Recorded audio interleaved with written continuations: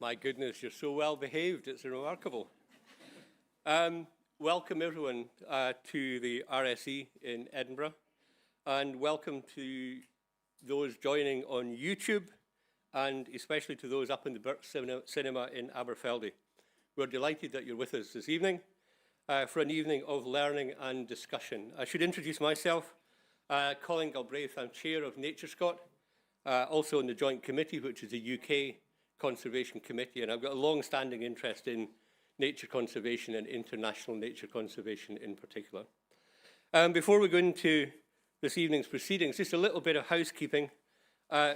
Please note that RSE's fire safety evacuation procedure is to assemble outside the dome, which I think is back out that door, follow members of staff, and they will take us to the dome if it happens. There is no fire alarm anticipated, so if it does go off, it's likely to be real. We will be guided out the door. For those of you not familiar with the Royal Society of Edinburgh, it's Scotland's National Academy. Its fellowship of about 1,800 people is drawn from the most distinguished in their fields of academia, business and the public sector. And the Society provides independent expert advice to government and to policymakers here in Scotland, UK and internationally. Importantly, one of its aims is to inspire the next generation of innovative thinkers. So please do think from an innovative point of view this evening when you're asking questions. An interesting fact, the RSE was formed in 1783 for the advancement of learning and useful knowledge. And since the ensuing 242 years, it has sought to actively contribute to the social, economic and environmental well-being of Scotland. We're very proud of it as a society. Interestingly, for those of you with a keen interest in dates, 1783 was the year in which Great Britain recognised the sovereignty of another country. I think it was called the United States, after the American War of Independence. And it was a year in which William Pitt, the younger, became the first ever Prime Minister of our country. Remarkable time period that the Society has been informing and educating us through the decades. So, what are we doing this evening? Well, I'm delighted that we have Ian Redmond with us. We also have two distinguished panellists who I'll introduce shortly to discuss the challenges and delights of working with some of the most important wildlife in the world, the great apes and related species. Ian is also here to participate in a 3-day expert workshop on climate change and migratory species convened by the United Nations and the Conservation of Migratory Species Convention under the United Nations. I had the pleasure of chairing the scientific committee of that body for many years and have known Ian indeed for many years since he became heavily involved in the convention as well. Many of the workshop delegates are here in the audience in Edinburgh with us this evening, and I'd like to offer a special welcome to you, knowing that some of you have come from a very, very long way away, Australia, New Zealand, South America, Africa. You're very, very welcome here indeed. Following the lecture from Ian, we'll invite Professor David Field, who's in the front row. He is the CEO of the Royal Zoological Society of Scotland, and Dr Afiya Holder, who is Director of International Education Pathways within the Business School and Tourism Research Centre in Napier University here in Edinburgh. They'll join Ian and myself on the panel, and we'll take questions from here in Edinburgh and from online as well. So, if we can move then on to Ian. Ian told me to be very short and very sweet and not say too much in introducing him. So I will summarise it as much as I can, Ian, to your presentation. He will talk about gorillas in the mist, wildlife, people and environmental change. I've known him for many years, as I said. He's devoted much of his professional life to groundbreaking work on conserving mountain gorillas and on cave mining elephants. Ian hopefully will tell us a little bit about that as well, around the Mount Elgon area in East Africa. Fascinating behavioural studies. He's worked on more than 100 documentaries for the BBC, for National Geographic, for many other channels, and was the expert advisor on the 1986 film Gorillas in the Mist that I'm sure you all know. He spent much time with Sigourney Weaver, who played the role of the late Diane Fossey and was instrumental in the scientific accuracy of what was done in the film. Importantly, he helped David Attenborough film Mountain Gorillas for the BBC Life on Earth series, which I'm sure, again, you'll remember the key moments in that when David Attenborough got very close to mountain gorillas. It sticks in my mind as a very young student. I really wasn't that young, but as a young student at that time, you can still remember Attenborough and the gorilla coming together. Stunning. He convened the Ape Alliance in 1996 and helped in founding the United Nations Great Ape Survival Partnership in 2001. Again, an instrumental partnership in raising awareness of the needs of great apes. He was ambassador for the UN Year of Gorillas in 2009 and for the UN Convention of Migratory Species, where I first met him, from 2010 until last year. Can I carry on, Ian, or is that enough embarrassment for you? One or two more. He is the head of conservation for Ecofix, co-founder of the Rebalance Earth, and has been a born-free wildlife consultant since 1986. You can begin to get the score and the measure of what Ian has contributed to conservation, to great apes, but to our wider awareness of conservation at the global level. With that, it's a real privilege to introduce Ian, for him to give us the RSE signature lecture. So without further ado, I'd like you to welcome Ian Redmond to the stage. Ian.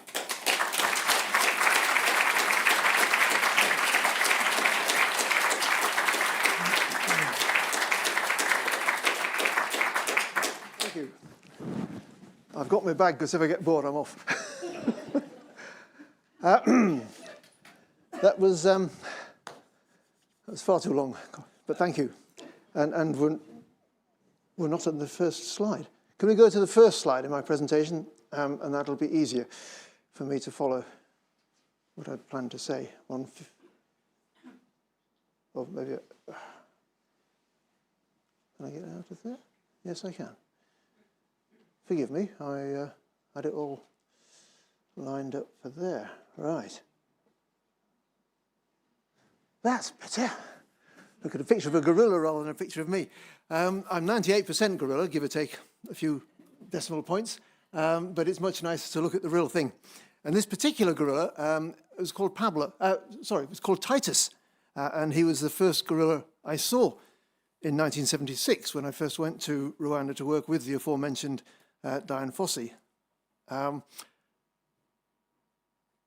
That was in what was then the Volcanoes National Park, Parc National des Volcans in Rwanda, which was then a Francophone country, and the Virunga National Park in what was then Zaire, and there was a very little strip called the Mugahinga Forest Reserve in Uganda, and that comprised the protected area of the Virunga volcanoes. Now, in a few weeks, in April, that national park conservation area celebrates its 100th anniversary, because it was Africa's first national park declared by King Albert of Belgium.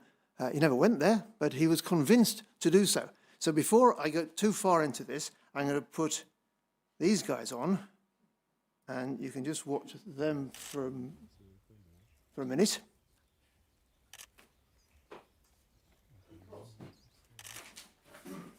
In the 1920s, mountain gorillas were first described by science in 1902. And for the first years of our awareness in the Western world of them, obviously the people who lived there knew they were there all along. Very few people made it to that part of Africa to look at gorillas. So just while you're enjoying watching a family of gorillas, a happy heap of gorillas, I want to read an extract from a book by the first American woman to make observations of mountain gorillas. This was not, as you might be thinking, Dian Fossey.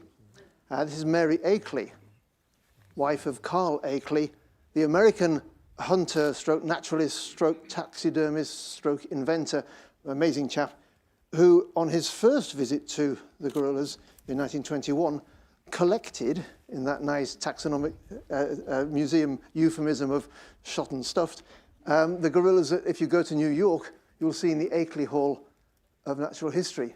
And he developed this amazing concept of dioramas, where you go up to a window and you look, and there's a beautiful painted diorama of the habitat. And before Akeley, when museum curators stuffed an animal, they kind of made a wire frame, and put the skin over it and then stuffed it, literally. So you get very strange-looking animals pre-Akeley. Akeley studied the anatomy, sculpted the musculature, and then sewed the skin over it so it looked like the animal in life. And that's sort of wildlife education in the 1920s. Just totally different from the kind of collection of stuffed specimens that were in museums before that. So he was a far-sighted man, and there's an incident, I think I'm too pushed for time to read the extract, but essentially, having shot a silverback, and all right, just setting the picture, to get to the Virungas in 1920 was a very long walk with a long line of porters. And when you get there and you've been walking, you've got fever, you're feeling ill, and getting up into the mountains, it's cold and wet and rainy, and not at all what you might think of a tropical rainforest to be like in terms of temperature and conditions. The height means there aren't so many biting insects, but instead there are nettles and thistles and brambles. So it's a bit like walking through a briar patch in Edinburgh. And maybe because of those conditions, a number of notable Scottish zoologists have done very well. In the Virunga volcanoes, we've got Alan Goodall, we've got Liz Williamson, and others who have fared well. I grew up in Yorkshire, so I'm a southerner to the people of Edinburgh, but cold, wet, rainy, muddy, fine, count me in. But I wanted to just read a little bit of Mary Akeley's descriptions, because when Akeley went back to the Virungas in 1926, it was to study the gorillas, not to shoot them. Because on that first trip, he'd shot his silverback, he saw a family above him on a slope and shot a female and killed her, but she was on a slope. So she came barreling down the slope, followed by the rest of the group, who thought, you know, we've got to follow her because she's an important individual in the group. She actually hit him and bowled him over and went down the slope, and her 4-year-old youngster, following Mum, went past him. One of his gun bearers speared the youngster, who he was thinking, maybe I can catch that one alive. And he had the experience of watching this juvenile gorilla look up to him with a pleading expression. And it was that moment that turned him from a hunter into a conservationist. And it was his letters to King Albert that persuaded King Albert to prepare this area. The gorillas are finished, I'm getting carried away.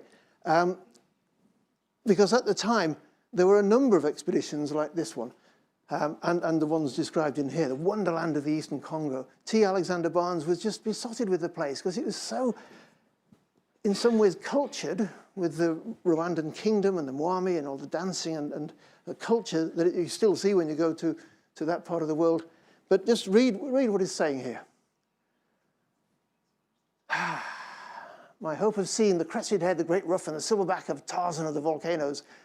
This time it was to be, for looking across the hill slope opposite, there stalked, unconscious of our presence, my great acquaintance of the morning, crested and bearded head, rough silverback and all. A grand sight and a gallant beast, surely. Good for me, I made a bullseye at 200 yards and brought him rolling down the slope, dead. And then he describes how difficult it was to get this individual out. And the bit that I did want to say of, oh, actually, no, it's on the next one, isn't it? Of Mary, well, both Mary Akeley and Barnes, was that this part of the giant ape is fast becoming a port of call for every passing sportsman who can wheedle a license out of the Belgian government. So the gorillas are changing their behavior. Instead of being curious about humans, they're frightened. It's harder to hunt them. It's a very hard place to hunt. And it could have gone either way.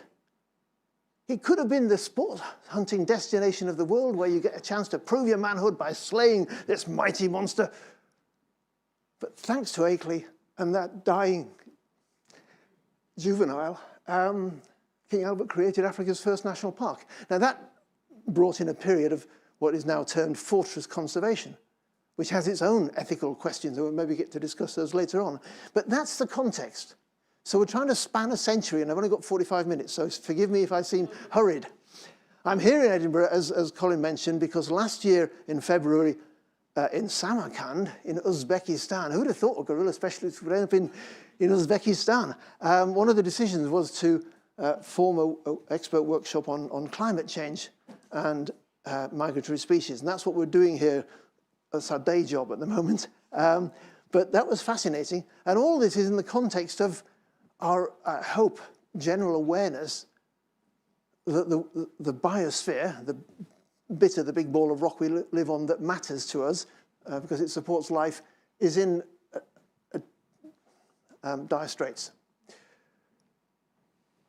73% of wild vertebrates, not of species, but of the individual number of animals overall, and in some cases, more than 90%. So if you haven't read that, just look it up and read the headlines. It's chilling stuff. One of the species which we'll come to later that had that kind of 90% decline over the past century of forest elephants in the Congo Basin and savanna elephants over most of Africa. Not yet in southern Africa, but the poaching is still there.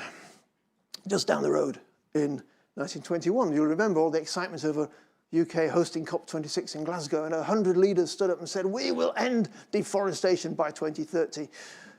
Well, we're halfway there, and there's not a lot of sign of deforestation ending. And that leads to the kind of problems which, at the moment, everyone's attributing to CO2 emissions, which I'm sure are playing a part. But deforestation, the changes in evapotranspiration from forests, the change in surface temperature. You take down a forest and instead of cool and shady, you've got hot, baked earth.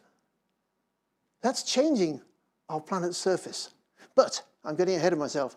It is rather sobering to me, and I can't quite believe the maths, but this is how it stacks up. Of that 100-year period, I've been involved for 49 of them. It's weird. How could I possibly be doing something for 50 years when I'm so young? But this was a picture taken by Dian Fossey in, I think, 1977. And that was how gorilla research was done then. A damp notebook and a pencil, because pencils write even in the rain. And you have the trust of these gorillas, because Dian had won their trust. And if you've seen the movie Gorillas in the Mist, you'll kind of know how that story panned out. Not well for Dian, but surprisingly well for the gorillas. Because although Dian was controversial in many ways, and if you haven't seen it and you go and look at this, just remember it's a drama, not a documentary. And it's an hour and a half long, but it depicts events that happened over 19 years of Dian's life. She got there in 1967. I turned up in 1976. And for a young naturalist to go and live in a tin hut on a mountain and spend your days interacting with gorillas who trusted you. At first they were just curious because you're a new face, but gorillas understand the concept of a friend. So if you're with someone that they know, oh, okay, they understand that affiliation.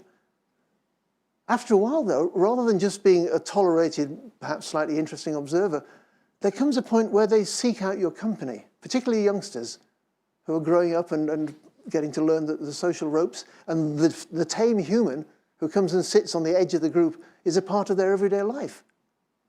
So that was truly wonderful. But in that idyllic situation, the picture on the right shows the other side of that story, that there are traditional hunters who since 1925 have been termed poachers, but they would say, well, we're just doing what our great-grandfather did before some foreign king who's never been here made this a national park. But it was illegal, and we saw ourselves, even though we had no authority to do so, as helpful to the law enforcement agents who at that time, in the 70s, were not enforcing the law. So we did anti-poaching patrols. We were destroying things like this. This is a bit of string, but it can maim or kill a gorilla, set for antelope, leg hole snare, very dangerous for the wildlife. And then in January 1978, this guy turns up with a film crew, wanting to make a short sequence in the Life in the Trees episode of Life on Earth. You'll remember it's a 13-part series, 13 hours of amazing photography. And I feel so sorry for all the scientists who helped with the corals and the reptiles and the other species, because the only bit anyone remembers is the mountain gorillas. And by pure chance, I happened to be the one who was holding the microphone when he said, there is more meaning and mutual understanding in exchanging a glance with a gorilla than any other animal I know. And that is, on the spur of the moment, I'm sure he thought it through, but he didn't have a script. He was speaking to camera and expressing what many of us feel, that gorillas have been misunderstood as monsters. And just to get you orientated, there's Uganda, there's the DRC now, Democratic Republic of Congo, and here's Rwanda. This is the Virungas, this is the top of Mount Sabinyo, where the German army officers shot the first specimen that was described by science, and we are just about here between Karisimbi and Visoki. That's where old Karisoki was. And these numbers that say 380 and 320, that was 20 years ago. They've more than doubled now. That's really exciting. This is a conservation success story. So, briefly, gorilla life. It's a family affair. Polygamous, but stable family units with silverbacks and several females and as many kids as have been born since they got together. With an interbirth interval about 3.5 to 4.5 years. So a new crop of infants come along and occasionally a new female will join, and she might be number one for a while because she's new and exciting, and then she'll have babies. And every day this social interaction is going on while the gorillas move through what is essentially a salad bowl. And as they're largely vegetarian, living in a salad bowl just means you reach out a hand and then you prepare food. You don't just grab stuff and stuff it in your face. You prepare each handful, each morsel. In this case, Titus, who was in the first picture, recognized from the nose print, the little folds above the nostrils, has got a handful of thistle, which he strips off the midrib of the leaf, folded it over so that most of the spikes are inside, and he's just biting it with a twist of the wrist. And most of that goes down without the spines scoring the side of his throat.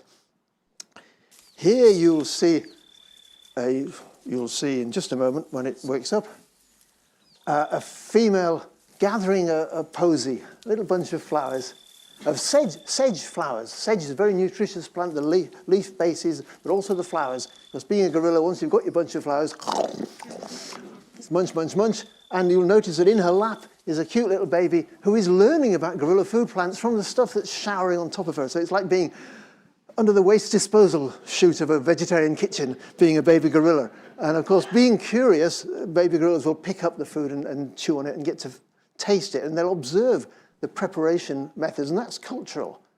It varies from family to family according to which plants are in that area. This, as you will have gathered by now, is a lovely big ball of gorilla dung. You won't hear me talk for long without bringing dung into the picture, because this is what makes the world go round. And you'll see that it's got seeds in it. These I'm sure you'll recognize as blackberries, but eaten when they were still green, because gorillas really like blackberries, and they don't wait for them to go black. And these are the big marble-sized pits of Pygeum africana, the African, or Prunus africana, I think it's now been reclassified. It's a fruit tree with a thin, fleshy part, and the gorilla eats the lot, thereby acting as a seed dispersal agent. We'll come back to seed dispersal later. Now, I mentioned that after a while, the gorillas don't just tolerate you. You get a definite feeling that they quite enjoy your company. But you're not there to do things to the gorillas. This happened 10 years after I'd seen Pablo. The chap on the right is Pablo. He is the gorilla who sat on David Attenborough when he was a juvenile. Let's contrast that thought with Akeley's experience of a 4-year-old. Anyway, that's... Pablo grew up, and I came back on a visit, and he came over and sat next to me and started to interact with me playfully, which to me and to the research assistant who was doing the job that I'd had 10 years before, suggested that he remembered me from his childhood and was interested in reconnecting. That's against the rules. So I picked up his hand and put it back, and just for a moment, we're like arm wrestling. That picture exists. I'm not showing it tonight. Because, of course, this is now illegal. Now you try and maintain a 10-meter, it used to be 7 meters, now it's 10. Post-COVID, people understand about social distancing now and about mask wearing. So this is historical. Don't try and emulate this, because A, you're not as friendly with the gorillas as Pablo was with me, and B, you don't want to risk giving them whatever virus or bacteria you're cooking. But it just puts a different spin on it when your study animals relate to you as a friend rather than just as an object you're studying. And I think that affects the way you respond. And when one of our study animals, Digit, a young silverback, was killed by poachers and decapitated, and I had the misfortune of finding his body and then telling Diane that a gorilla she'd watched from infancy was dead and mutilated, you don't just think, oh, that's a shame, that's another datum for my scientific notes. What Diane did was to organise more patrols. Visiting researcher in an African country with no authority decided to organise anti-poaching patrols to cut these and the wire ones, which are even more frightening. So this is one of the early Digit Fund patrols. Diane set up a charity called the Digit Fund in the US and later in the UK, which ultimately, after her murder, and you'll all know if you've seen the movie, it's not a spoiler alert, Diane was murdered in December '85, just as the producers of Gorillas in the Mist from Universal Studios were arriving in Kigali to meet her and to discuss the project. And that's why, if you've watched the film, her murder is a key part of it. And she was buried in the volcanoes. And Diane inspired many people. Some people because they thought she was doing it wrong and wanted to do it better, and some people because they just thought she was a heroine, she dedicated her life and they should emulate her. I think there's room for both positions. But two of the people who studied under Diane and benefited from her decade of experience was Bill and Amy Webber, Bill Webber and Amy Vedder. And they were the ones who habituated new groups of gorillas for tourism and laid the foundation for what is now a multi-million-dollar industry in those three countries, and it's developing in other countries, of going to a respectful distance and spending 1 hour and 1 hour only watching the gorillas and often taking photographs of the gorillas. And the wonderful news is that it's working. There are more babies and they survive better in the habituated groups than in the wild groups. Partly because if they get caught in a snare, the gorilla doctors, look them up on social media if you're not already following them, will come in and intervene and remove the snare and then leave the gorilla with the family to recuperate in the forest. So more babies, more gorillas.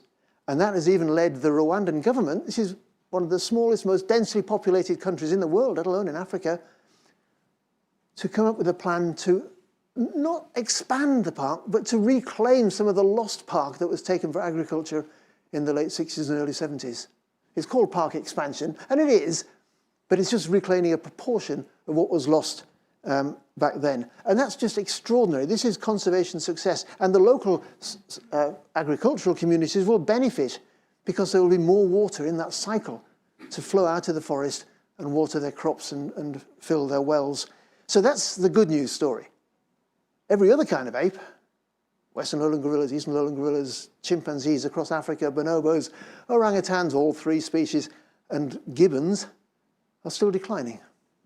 So we ain't got it right yet, which is why in 1996, when bushmeat was the issue, I convened a meeting in the Royal Geographical Society in London of the ape organisations and said, you know, we have to work together on this. We just had a successful campaign to get the African elephant listed on Appendix 1 of CITES, which ended the legal international trade in ivory. We're still fighting the illegal trade. But bushmeat is an even bigger threat because anything that's big enough to be worth a shotgun cartridge is going to be shot. And when you've run out of the large mammals, you just work your way down until you're just looking at giant Gambian rats and porcupines. And if you look at surveys of bushmeat markets across Africa, the closer they are to a road, the smaller the prey species on sale. So you can find all this on the Ape Alliance website, 4apes.com, look under the Bushmeat Working Group, analysis and results, no time to go through it. But it's complicated because this is a people issue. When I went to Congo, Brazzaville the first time in 1989, I hired this lady's husband, who was a bushmeat hunter. I told him to leave his gun behind, he wasn't very happy about that, and take me out to see what apes we could find. And I was looking into the trade in ape babies. Now, his wife and their child depend on how many animals he kills. And that's important because you want this kid to have shoes on his feet and money in the bank to pay, well, not in the bank, but in the pocket, to pay whatever taxes or school fees or medical bills there are. But if your concept of medical treatment is you go and talk to the wise man in the village who will tell you, go to the market and buy the end of a gorilla finger and tie it around your ailing son's middle, and somehow the force, the strength of the gorilla will make your son better, that's what you do. That's your medical advice. So how do you reach the people for whom that is their cultural norm? Bits of gorilla can give you somehow the strength of the gorilla.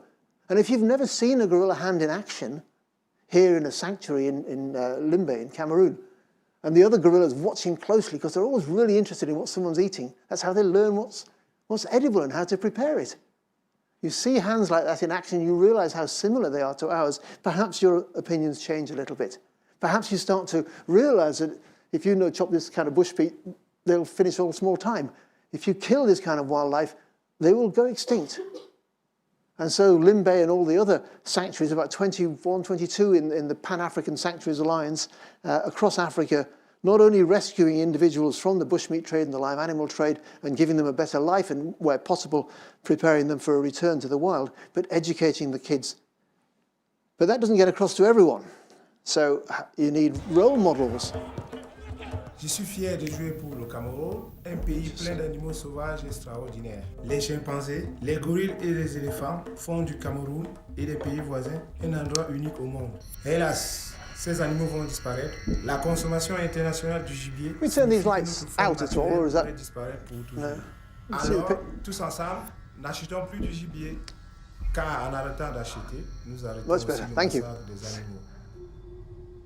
So that was Jeremy, a Cameroonian football player who plays for English clubs, I believe. I'm not a football follower, but with Wild Aid, he did that piece to camera, and the images are shocking images from Karl Amann, a campaigning wildlife photographer, showed the problem.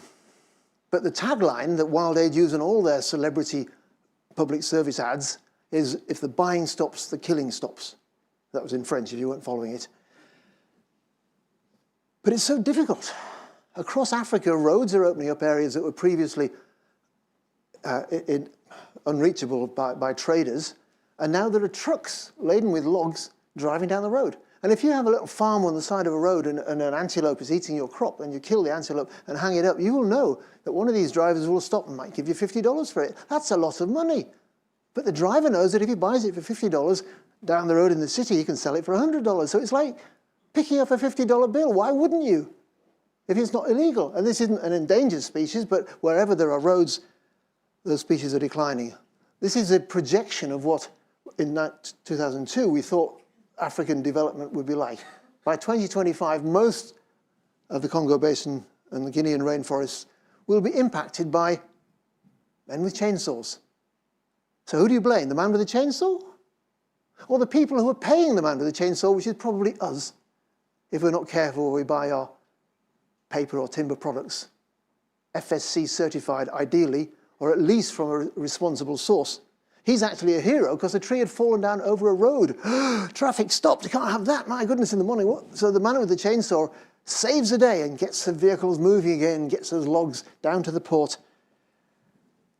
And tucked in the back of the logs in the past, less so now. There is more enforcement, but it's very easy for that transport to be used for illicit means. And it's not just logs. Across Africa, wherever there is woody vegetation, there are people prepared to chop it down and make a pile of it, cover it in earth, and burn it for charcoal. Turn it into charcoal, because that's the fuel that most families in Africa use to cook the family meal. There's where were we? There's some dry wood there too, so if you live close enough, you actually use firewood. But firewood is heavier than charcoal per calorie gained. So this is a charcoal kiln. This is in my other study site. This is the one which I wasn't going to do tonight, but I was asked to slip in a few elephant slides. Okay, converting elephant habitat to charcoal to sell in the towns is one of the threats that these elephants on Mount Elgon, Elgon with an O, not Elgin, which is in Illinois in America, face. And you'll notice they all have rather short, stumpy little tusks. So you'd think they're not really at risk from the ivory trade because they've got short, stumpy little tusks.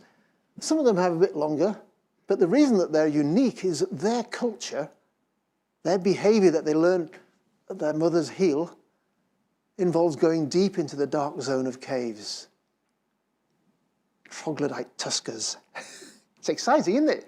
I was so excited when I first heard about it and went up there and saw it. And in a cave, imagine that, of an elephant rumble reverberating around so that you're feeling it with your skin, you're vibrating with elephant infrasound. I can't do it properly, I haven't got the lungs for it or the chest for it, but it's very exciting.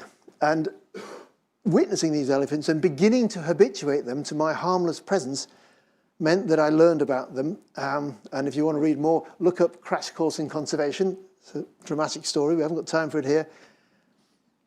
But some of those elephants did have ivory worth killing for. And this was one of the adult male elephants. He was probably in his mid-40s, say 45 or so. I'd been watching him for 20-odd years. The meme team, the Mount Elgon elephant monitoring team, of which David Kiparenge was the oldest member, he was born in Kittim Cave before it was a national park. Then he worked for KWS as a ranger, and when he'd retired, he heard what I was doing and joined in. He's a great guy, still going strong. But he and the other meme team members were visibly upset, in tears, because some bloody poachers had killed one of the study animals that they'd been monitoring for 15 years. That's sad for that elephant, and sad for that elephant community, who would mourn the loss of one of their number. Terrified the others, of course. But it's sad for the habitat. Elephants eat about 4% of their body weight every day. So let's say a 5-ton elephant, to keep the maths simple, is going to be eating about 200 kilograms of vegetation every day. And much of that passes through undigested. Another pile of poo. This time a few weeks after it's been dropped. This is elephant poo, and you'll notice it's like a little nursery of seedlings, because elephants eat fruit and swallow the seeds. So roughly 1 metric ton of first-class organic manure is distributed by each elephant every week. 52 tons a year. Okay. Big Tembo, the elephant you saw, whose body was there after poachers had taken his tusks, was about 45. Elephants live to about 65. So 20 years of 52 tons a year of manure is not going into Mount Elgon. To say nothing of the seeds that he's not dispersing. Gorillas, big, powerful animals, but so easy to shoot. As Barnes pointed out, from 200 yards, bullseye. Big bare chest, and what do they do? It's a bit like a hedgehog rolling up when a truck's coming down the road. Danger, quick, roll up. Gorilla thinks, danger, stand up, display, frighten the enemy. Boomf. If you've got any sort of a projectile, a spear or an arrow or a gun, that is not a good behavior. And those gorillas are not actually mountain gorillas, these are eastern lowland gorillas, now considered a separate subspecies of the eastern gorilla, in Kahuzi-Biega National Park, which has been supported for the past couple of decades by the Born Free Foundation and other Wildlife Conservation Society there now, WCS, have a big agreement to help co-manage the park. But there, it's really scary, because the M23 rebels that you would have seen on the news have took Goma and left bodies lying in the streets, marching south to Bukavu. The last few days I've been exchanging WhatsApp messages with colleagues and friends in Bukavu, just wondering whether they're going to get through this. And yet when you drive through Bukavu, as I did last autumn, there's a lovely big sign from WCS. You see the logo there, Wildlife Conservation Society. That's the modern name for the New York Zoological Society. Your visit is our protection, because the money from gorilla tourism makes the parks financially viable and generates jobs in the park and in the hotel industry. Many people will not go to the DRC. You're breaking your travel insurance if you do go, because the Foreign and Commonwealth Office, very wisely at the moment, say don't go there. So you can go virtually there. You can go to vicotourism.org. I will take you on a guided virtual tour. You can do it on your phone and just sort of look around like that, or you can go the whole hog and stick your phone in a headset and be virtually there. It's exciting. The irony is that the tantalum capacitors in the device that you're looking at this virtual travel in probably come from the mines in the eastern DRC, where kids, in this case, were just doing a holiday job on their summer holidays. They were not being coerced into, there's no man with a gun. But you know that mines a little bit further west, which are held by the various different rebel factions, are terrorizing villages, committing atrocities that I wouldn't even want to bring into the conversation, because it's worth money. So we did this report with GRASP, UNEP and Interpol, Last Stand of the Gorilla. But it's not just the gorilla, it's the whole concept of environmental crime, which is feeding illegal criminal networks, sending raw materials from Africa, where the people who actually own the land and work the land don't get a fair share, and it ends up in Europe and China and Australia. The minerals and the wood, a lot of it's going to China, but most of it doesn't stay in China. They make it into furniture and sell it to us. So again, unless you're buying certified products, you don't know if you're paying people to... No, come on. This is Muguruza. He usually performs all right, but he's not doing tonight. Okay, sorry. That was Muguruza eating a Myrmianthes fruit. And then the next day, this is his droppings, full of it. Go to 4apes.com and look on where to find the pictures of gorilla poo. This is gorilla poo a few weeks later, but these are cross-river gorillas. You can't go and visit cross-river gorillas because the scientists studying them are studying them the day after, because they don't want to habituate them because they haven't yet got all the hunters who might kill them on side. So you have to adapt your method according to the area. When this started, some of you will be aware of REDD+, reducing emissions from deforestation and degradation, putting a price on the ecosystem services provided by forests and getting all the benefits in the plus of biodiversity and livelihoods and better rainfall. But it's so quick and easy to destroy a forest these days. This is in Sumatra. I haven't got time to talk about orangutans and palm oil. All the trade in baby orangutans that get trained to do daft tricks. So people on holiday, there's a bill that was passed before the Tory government was unseated by Labour that would make it illegal for a British company to sell a holiday which sent you to see things like this or go on elephant rides which are driving the capture elephants from the wild and apes from the wild. Read about it in this report, Stolen Apes, easy to remember, and it will tell you a situation as it was a decade ago. It's not much better now. Right now there's a big private zoo stroke sanctuary in India where the owner is so wealthy that the word has gone out that, and so animals ready to be rescued by this sanctuary are being poached across Africa and Southeast Asia. It's terrifying how a misguided billionaire can do so much damage. So just overview for this evening and in the context of this week's discussion. Global primate distribution. Only gorillas and chimpanzees are listed on the CMS because they're the only ones that have had that behavior of predictably and cyclically crossing a border brought to the attention of the convention by the countries that want to collaborate in their conservation. Other primatologists present think, do your primates cross international boundaries? Would they benefit from that protection? But you look at global primate distribution and you notice it's very similar to tropical rainforest distribution. That's not by accident. They create the rainforest because they eat the fruit and poop the seeds. It's co-evolution of plants and seed-dispersing mammals. This is what the Met Office predict will happen if we see an average temperature rise of 4 degrees. Those areas which we think of as rainforests, Congo Basin, Amazon Basin, and Southeast Asian rainforested islands, are arid. So we've wasted our time trying to conserve them because if it stops raining, forests don't work. But they do work, and they work for us. So if you get your electricity from Scottish hydropower, or if you get your malt whiskey from a distillery in Scotland, you are benefiting from the ecosystem services provided by apes and elephants in Africa.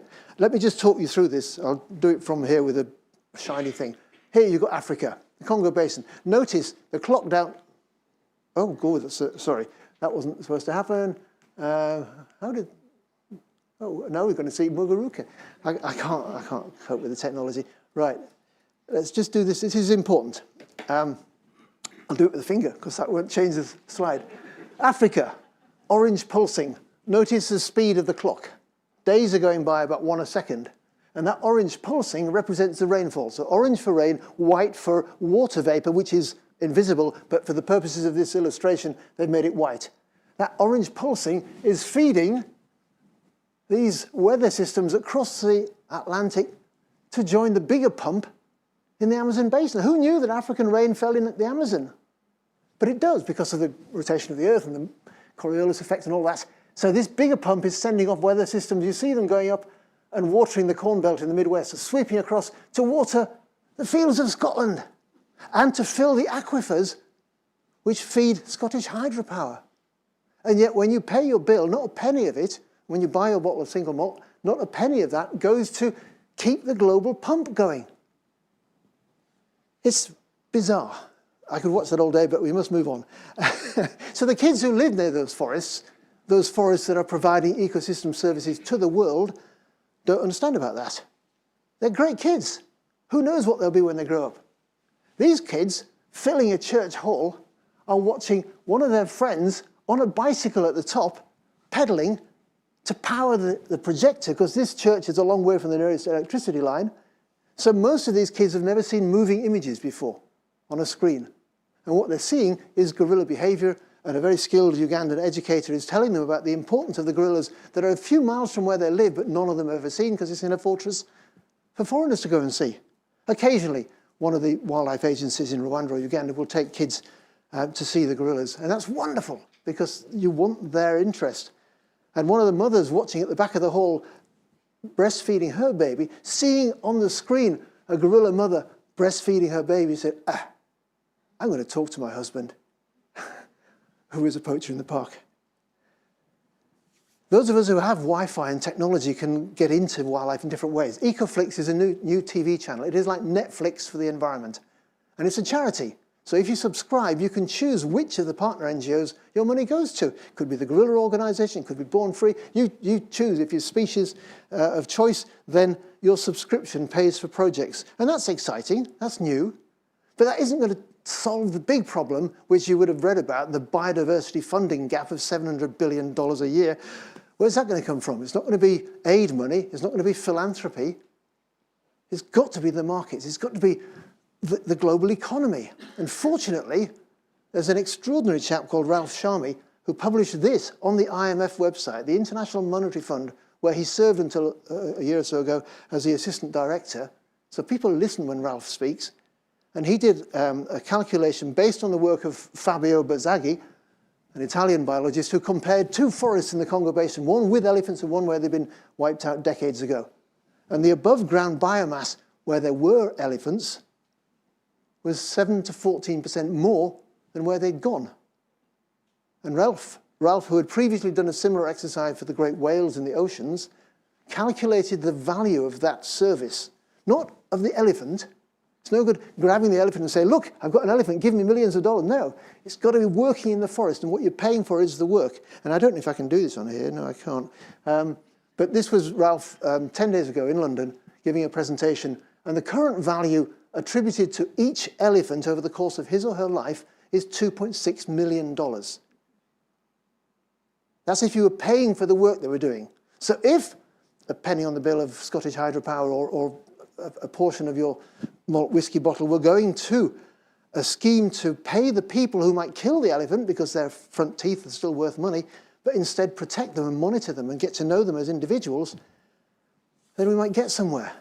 Turns out that one elephant, roughly in terms of biomass, equals about 20 gorillas.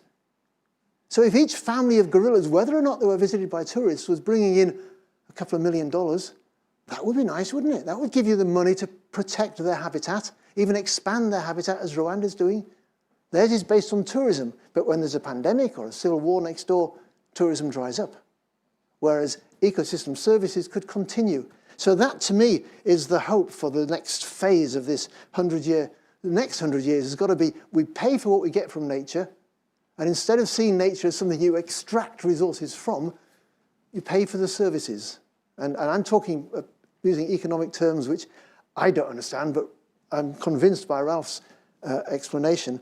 And Rebalance Earth was mentioned. We started off Rebalance Earth to bring that value to forest elephants to those communities, and we couldn't get the financial backing. So Rebalance Earth is now restoring ecosystems in the UK, where the financiers feel that there is better financial regulations. But once we've demonstrated the principle, and beforehand, if we find the funding, we'll be doing that for apes and elephants and other species. We'll expand taxonomically and geographically. And on that point, I'm going to wrap and invite my fellow panelists to come on stage. Or do you want to do questions first? A couple of questions. A couple of questions. Yes, you might have some questions online. Ian, thank you very much.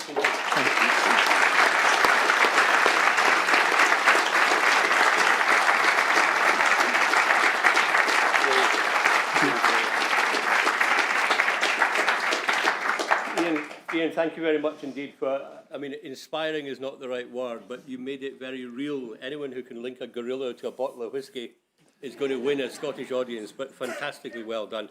We have got time for a few questions. While we do that, could David and Afiya possibly take your seat up on the stage? Any quick questions for Ian at this stage, and then we'll go into the panel discussion as well. If you can hold your hand up, we've got a roving mic, I think. We've got one down here and then one in the middle. So one down here.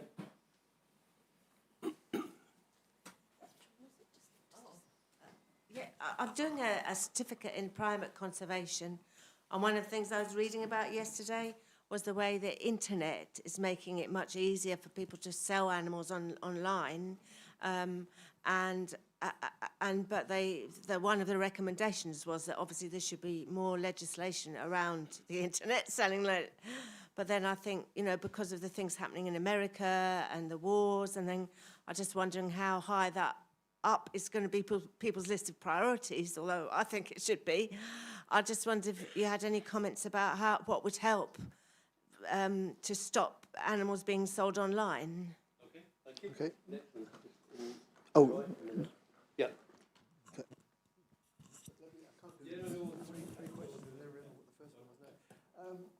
You raise a very good point. The internet is a double-edged sword. It can bring awareness to people in a way that was never possible before. So the current generation of young people are better informed, have seen more, understand better the connections than any generation previously. That's a wonderful thing. But as you say, the algorithms like things that cause a click. And what I used to recommend people do was to say, you know, primates are not pets. But every time you do that, you're telling the algorithm, this is interesting. So don't share, don't comment negatively, report it to the Facebook or Meta or whoever it is that's responsible. And there are mechanisms to do that, and some of the charities I work with have guidelines that will show you how to do that. Because the more people who report it, the better. There is an online safety bill, and we've been lobbying behind the scenes, trying to get animal welfare to be one of the issues that is basically concerned about the safety of children. But children can be traumatized by some of the awful things. And there was a disgusting case where people were paying for cruelty to be done on camera of monkeys, the monkey-hating groups. What? and that was exposed while this bill was going through Parliament, and it went through unopposed. That animal welfare should be in there, and the worst excesses of human behaviour against other species should be considered harmful, because it would be traumatic to any child or any sensitive person to see that sort of stuff online. So we're getting there. It's people power that does that. So every one of you has the potential. If you have a device in your pocket, you can't say it doesn't contain tantalum from the Congo, but you can use it to try and improve that supply chain. So whoever made your phone, mine's a Fairphone. Have you come across Fairphone? Made in the Netherlands, ethically sourced materials. Great. And send your message to the other phone company saying, well, I was going to buy your lovely phone, but you can't tell me where your raw materials come from, so I'm going for an ethically sourced product. Be a careful shopper can be really, really helpful. But thank you for raising that issue. Thank you for the question. Roy, you've got a question. When you were in these countries, did anyone ever ask you how much woodland was left in Yorkshire? You know, bearing in mind, we got rid of 97% of our natural forests in Scotland. I think we're all used to hearing that the UK is one of the, or four of the most nature-depleted countries on Earth. And yes, but most people in rural developing countries don't know we don't have gorillas here.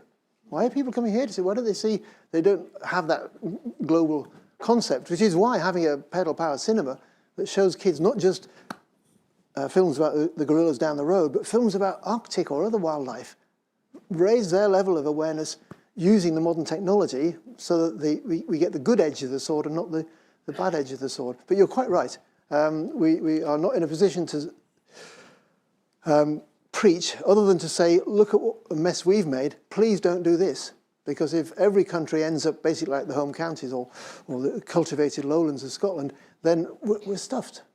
The biosphere keeps us all alive, and if we reduce it all to agriculture, it isn't going to work. We were talking about this earlier today, weren't we? I'm acutely aware of the term eco-hypocrisy that we just need to guard against. But I mean, if I can, Roy, just briefly, I mean, we need people like yourself and like Ian to be that inspirational leader, to be that figurehead in terms of conservation. So Roy Dennis has done a huge amount, as many of you will know, in this country for conservation as well. So having Roy and Ian in the one room at the one time is a great pleasure.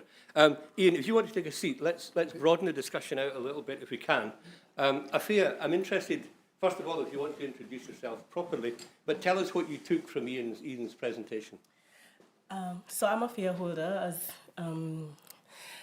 Colin mentioned. So I do mostly research around sustainable tourism, so mostly from the tourism point of view.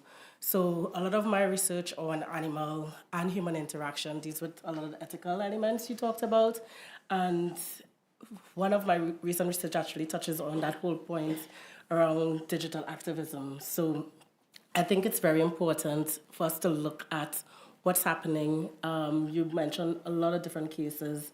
Some of my research in particular looked at even the case of Cecile the lion back then, and then unfortunately his cub Xander a few years after in 2017. So that was just in the wildlife or in habitat region, and also looking at a lot of animals in captivity, so how they have been harmed and how, again, digital activism and some of these social networks have actually raised some of these issues around how animals are treated in captivity, ethical ways of conserving animals, and that interaction with human and interaction within a recreational space. Most of you guys may know of Harambe, obviously, being shot because of a child falling in an enclosure. But even recently, and I think you could see the turn in times where you talked about even the elephants, and we've seen a lot of cases online with even elephants turning on tourists, some being killed, unfortunately, a lot of these sites being fined or actually being shut down, again, because of some of these practices that we need to start pushing forward in terms of more ethical practices.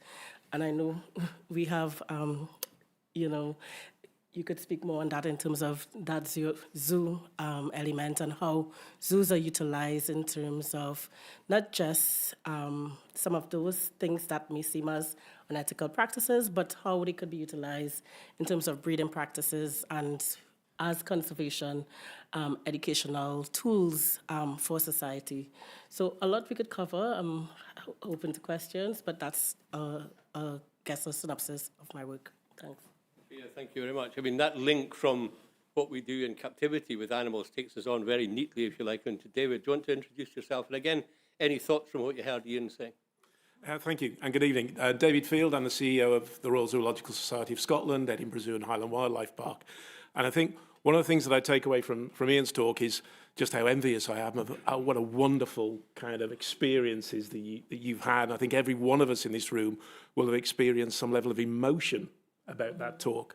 And that emotion is so important to what we do. We can talk all about the science, talk all about the importance of raising money, etc. But the emotion that comes makes us all want to care. And I think every one of us in this room, after that talk, will want to leave and do something. And that's the power that we can have around hearing people like Ian or experiencing animals and nature. And that's probably what I take from the talk. No, that's really good. I wonder, as a scientist, whether we've got to learn how to communicate. And I mean, Ian, fantastic communication right through tonight and other places, but we can learn from that in terms of how to get messages across. I'm conscious of time. We've got about 15 minutes now to open this up for any questions that you want to ask, and online if you want to ask as well. So if anybody, especially at Aberfeldy, wants to ask a question, now's your opportunity. But also here, would you like to ask any question to any of the panel? Yes, in the middle. One behind and then one down here. Sorry. Hello, thank you. Thank you very much for the introduction, everyone, and it was a brilliant talk, Ian. I've lived in, for the last 5 years, I lived in Sierra Leone, and you have the Takugama Chimpanzee Sanctuary. And what I found was none of my colleagues and none of my friends in Sierra Leone had ever visited or really understand what's going on within the sanctuary.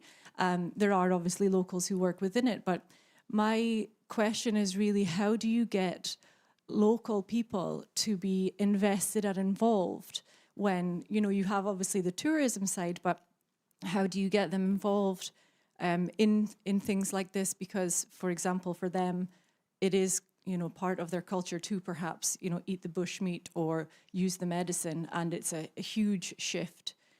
So I just wondered if you had any ideas on that.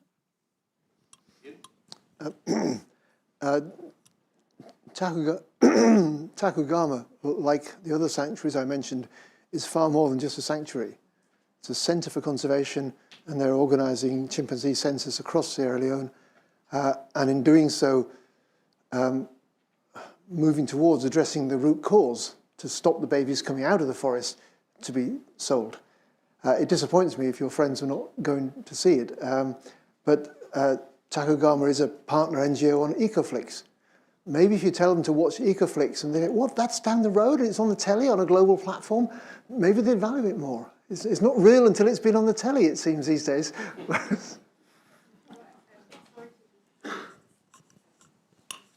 What I was referring to is like local colleagues, like my local colleagues, they either they can't afford to take a trip there or they don't really get involved in it. So it's more about that side of things, you know. It's not really a choice, it's just really an education. I know that the photograph of the kids with the yellow t-shirts at Limbe always organised parties from schools coming in to see the animals and learn about conservation, and making that easy.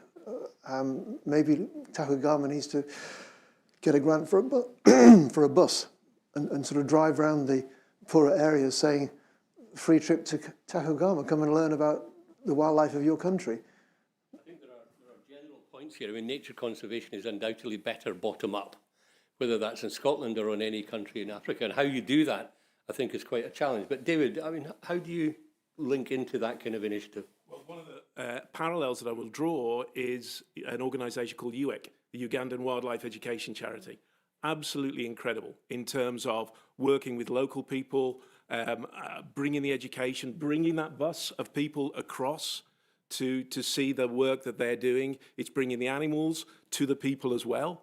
So that's a really fantastic organisation that's actually part of the global zoo network that many of us support, work with, help them in terms of education practices, capacity building, their conservation goals. But that's a real fantastic way in which that zoo in Uganda has transformed itself into a real outreach and community resource.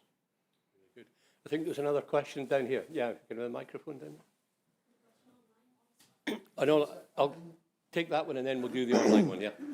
That UEC in Uganda doesn't house animals from other places. Yes. It rescues wildlife locally and where possible reintroduces them to the wild or creates a natural habitat enclosure to show people local. So it's rather different in concept to the traditional Western world zoo, which has animals from everywhere to show people what they are. And I think, you know, in the 19th century when the zoo concept really flourished, people were astonished. And you know, as a lapsed fellow of ZSL, the Zoological Society of London, I know that it was created to introduce new and curious life forms to the public.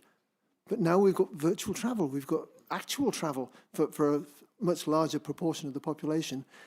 So I fear the traditional zoo will inevitably fade and change, and some sort of virtual experience, except for the local wildlife. When I was doing a survey for what was then ZooCheck, now the Born Free Foundation, and went to Glasgow and saw their bear enclosure where the bear was feeding on a hillside berries as if it was in the wild. I thought, that's fantastic. We used to have bears in this country. I'm seeing something that we've lost. Whereas They were Himalayan black bears, but I would also just suggest that perhaps the community in Broomhouse, which we work with very closely, might not be able to afford to go on the travel, and their experiences and the power that connections with animals and nature is changing their lives for the better as well. It is indeed, and as Chair of Nature, Scott, there are times to move away from bears and lynx and all of that. Let's go to the next question here, and then we'll come online. Hi, thank you, Ian, for that talk. You mentioned about how are we going to fund conservation. So we know the global gap is at 700, 800 billion a year. And we also know that 44% of global GDP is dependent on nature. So it would be incumbent upon the businesses of the world to fund nature. But at the moment, it's voluntary. It doesn't appear on their balance sheets, although there's some efforts to show the risk in their supply chains, dependent on nature through various mechanisms. No one's making them do it. It doesn't appear on a balance sheet. Balance sheets would look really different if they had to take in all their nature dependency. So how do we get corporates to step up? Someone told me a while ago the only way to get corporates really to engage is to have it as a performance measure for every chief executive. You actually nail it to their own individual well-being, salary, whatever you want to call it. And there's quite a hard analysis behind that. But Afiya, I mean, you've touched on some of this in what you said earlier on. Yeah, I think it's a holistic approach. I don't think it's just corporates. The same with climate change. I think we all have a role to play as individuals. And some of my research in particular, we have actually identified some economics of even just from ecotourism or, you know, wildlife tourism, going on a safari in obviously an ethically managed habitat. It brought in about 5,000 US an hour from just one lodge. And you would have people, for instance, if we look at trophy hunting, paying up to like 25,000 just for a license to shoot someone. So economically, it also makes sense to sort of take away from these sort of unethical practices in terms of how we treat wildlife, how we see wildlife as just, you know, a social status sort of forum or, you know, something, you know, to highlight among our friends. So there is economic measures that showcases that there are other forms that could go towards conservation. I wouldn't be too provocative in stating some of the actual feedback that I got from the local people there or even the conservationists. So I'll leave that alone. But, right. but Thank you that very gives you a good idea. I don't mind controversy, as it were, if you feel you need to. Let's go online, if we can, for a question. Absolutely. We have 3 questions online, but I'll take them one at a time. So the first one's from Val, and she says she's a research student at Napier University studying sustainable tourism. She'd like to ask Afiya, how can we curb inappropriate selfies on social media, such as people bathing elephants, when viewers don't see the cruelty in that? That's a very good question. I hope it's not one of my students. Yes, selfie tourism, I think, across the scale of tourism, from, you know, dark tourism, I know there were a lot of contentions, even in museums or sites where people were taking, you know, selfies, like in places like Auschwitz and these places. And first of all, I think there should be some sort of measure of actual policies in place, whether it's a visitor interpretation, educational guides. Before you go on some of these visits, you do get some sort of educational, you know, briefing before you go. But, you know, simple things, it could be a push and pull, it could be probably a fine could be introduced if it does present some harm, especially personal harm to yourself. I know some cases where tourists have been injured from going too close to, you know, animals, even here in London, going to the horses by Buckingham Palace and sort of being knocked over. So these are things that we should be managing as visitor interpretation sites or visitor centers, and I think those policies could be more enforced in a greater deal. Thank you. Thank you for that. Second one. Absolutely. We ran a campaign called Selfish Selfies. So if you do hashtag selfish selfies, you'll find out some more information about that. Yeah. Thank you. Thank you. Thank you. We also have a question from the Berks Cinema, from Alan at the Berks Cinema in Aberfeldy, asking, how does the protection of the gorilla habitat benefit other species in the park? How long have you got? 30 seconds. Okay. Gorillas are what ecologists call a keystone species. And like the keystone in a stone arch, you take the keystone away, the arch collapses. So there are so many species that are ecologically dependent on the gorillas. They prune the trees and bushes, they disperse the seeds, they fertilize the soils. And if that service was valued, it would probably earn more than the tourism. But it isn't yet. We're working on it. The Virungas is an ecological island because it's a cold forest in the middle of a lowland, well, was forest, now agriculture. So it is literally an island, and all the species that live there are kind of held together by the gorilla's role in the ecosystem, even more so now that most of the elephants have gone. There are very few elephants left in those forests, so the gorillas are doing twice the work. And the lack of elephants lowers the quality of habitat for the other species. So, introducing elephants back or encouraging their return or protecting them better is definitely a part of the strategy, which Rwanda... I should say that there is a Greater Virunga Transboundary Initiative, a legally binding treaty between the three countries, independently of the Convention on Migratory Species, which manages these transboundary habitats. So Rwanda and Uganda and the DRC are ahead of the game for most countries in getting their act together and cooperating, and rangers do joint patrols on either side when it's safe to do so. But the deprivations of the M23 rebels in Congo are making that very difficult at the moment. But the NGOs like the Gorilla Organization and the German NGO Bergorilla and Regenwald Direkthilfe and WCS are there in the middle of the fighting, trying to help keep things together. And there's nothing like that sort of stressful situation to find out who your friends are. Thank you. Absolutely incredible situation that they're dealing with just now. It's quite remarkably difficult. Third and last online question then. I can link the two together. There's two where I can link together. John's asking, how can we make it easier for young conservationists to get to work with flagship species without being an unpaid volunteer for many years? And Jasmine has a similar question saying, people are keen to get into this field. Have you got any recommendations for how to get out there and help with this? David, I mean, I know in RZSS are very keen on the youth end of things, the younger generation. Any sort of clues as to how you do it or what should be done? Well, I think we being able to provide a whole range of introductions to the science, to the work. We run summer schools, we run science schools. They are completely oversubscribed. There is such a desire and interest in to go into that. We're also working very, very closely about working with communities, particularly who would never have dreamed that they could have even gone to university or have got involved in science. So being able to use our resources and our facilities to introduce young people to science at least shows them that opportunity.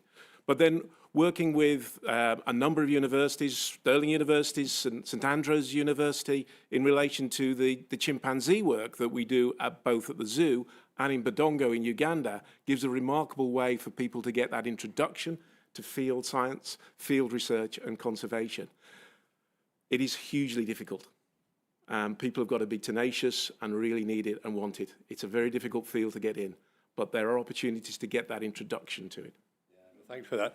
I'm really conscious that time is absolutely against us. So if you can bear with me for 1 second, one quick question to each of the panellists, if you can give me a very, very short answer. One thing you would do to help great apes, and I'm going to start with David again and just come along the line. I think it's the Budongo work, the way that we support the Budongo field station in Uganda and how that work is brought home to people in Edinburgh and those connections that are made. So supporting the Budongo field station is the one thing that we do. Afiya, one thing you would do to help great apes? Just one thing? Sorry, could you repeat that? One thing, one action you would like to put in place to help great apes? I think putting more funding into the conservation works. I think there's so much battle to get funding, especially with all the different conservation efforts. So I think more funding would be useful. Thank you. And Ian?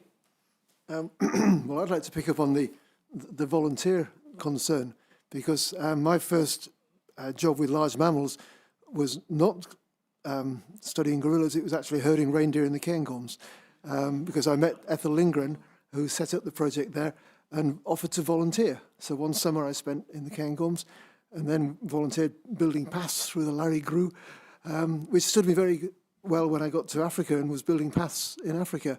But I was volunteering for many years before anyone actually paid me. And when they paid me, it was usually to give a talk. So, yeah, don't knock volunteering. So encouraging people to see that as a way to get experience. And once you have experience, you have something more to offer.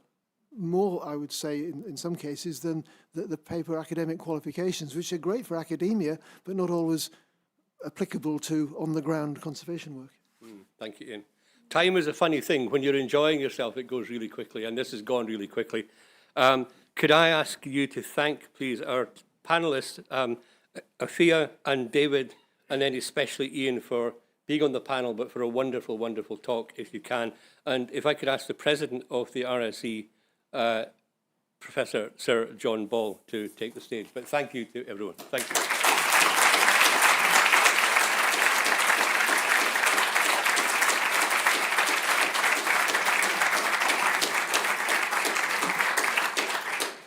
So one of the great joys and privileges about being president of the Royal Society of Edinburgh is that you get to hear wonderful lectures on all sorts of different subjects, far from your own, by world-leading authorities.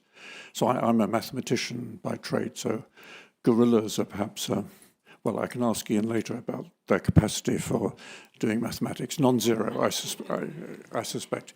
So we've been treated tonight to a wonderful lecture, thought-provoking and sobering. And so I'd like to add my thanks to Ian and also to the panelists, Afiya and David and our chair. And I'd like to also thank you for coming to this lecture and for your questions, whether you're here in person or online. And I hope you'll come to further events at the Royal Society of Edinburgh. For example, next month there's a lecture by a famous mathematician, Ingrid Daubenchy, who will be talking about mathematics and art. So I hope you'll come to that. So thanks again.